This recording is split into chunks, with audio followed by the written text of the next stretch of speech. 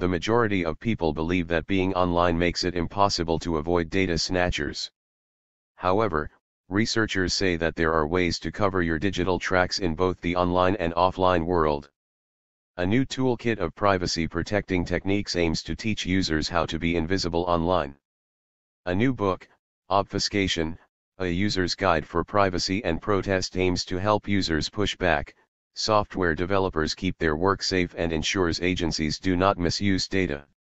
Authors Finn Brinton and Helen Nissenbaum, both professors at New York University, are often asked in interviews about simple steps the average person can take to protect their privacy online. The answer: it depends on what scares you the most, reported NYU Stories. The user's guide explains data thieves load a single pixel onto a website without you knowing, collects all sorts of information about the browser, the device you are using, and most importantly, you.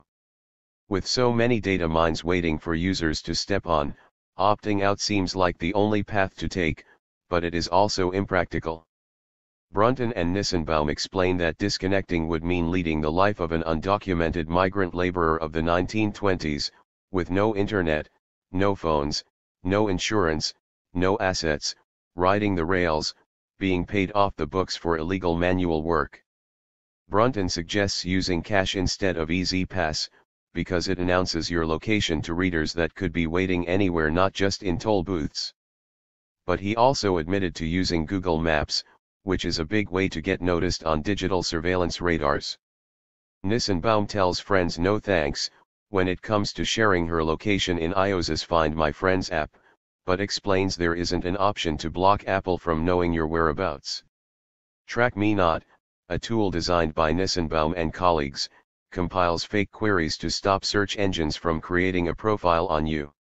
For example, when you search leather boots, it will also send along ghost, Spanish-American War, and painter's tape.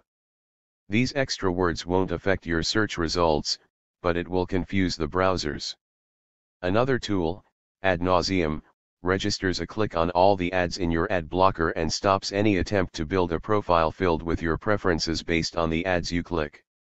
The authors stress that obfuscation won't make you completely invisible to constant surveillance, but it will educate the public about the issue and the need for stronger regulations.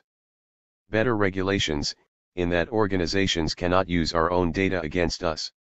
For example, the information is used in the future to increase a plane ticket the next time you book a vacation, suggest pricey goods the next time you shop online, or hinder your chances of getting a loan because something about your data suggests you are a credit risk. Not only haven't we agreed to letting others collect our personal information, but the invisible processes of dossier building are so complex, and their consequences are so difficult to predict, that it is almost impossible for us to understand exactly what we're being asked to agree to. When the NSA snoops around, its name is plastered on every news site, but other quiet surveillance agencies are able to fly under the radar. For example, the entities who rely on the data economy to make money, and they make a lot of money, to the police using software to check our threat scores.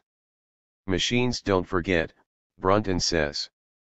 Suppose you have an agreement with one company, the best company run by the best people, but then they go bankrupt, or get subpoenaed, or acquired. Your data ends up on the schedule of assets, and then you don't know where it might end up. The authors made it very clear that they aren't against online advertising, but they believe the sly methods used by these firms are what steps over boundaries. Nissenbaum explains that before these firms began running surveillance in the background, there was something called traditional advertising.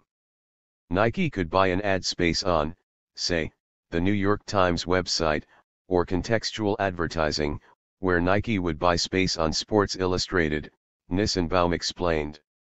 There were plenty of ways of advertising that didn't involve tracking people. Brunton and Nissenbaum are working towards a better future for the public, but the team looks to the past for examples of obfuscation tactics throughout history. Beginning with World War II planes that released strips of black-coated foil to trick enemy radars into think they were targets. And how poker players use their poker face to trick their opponents, and in baseball, coaches hide instructions by using hand gestures.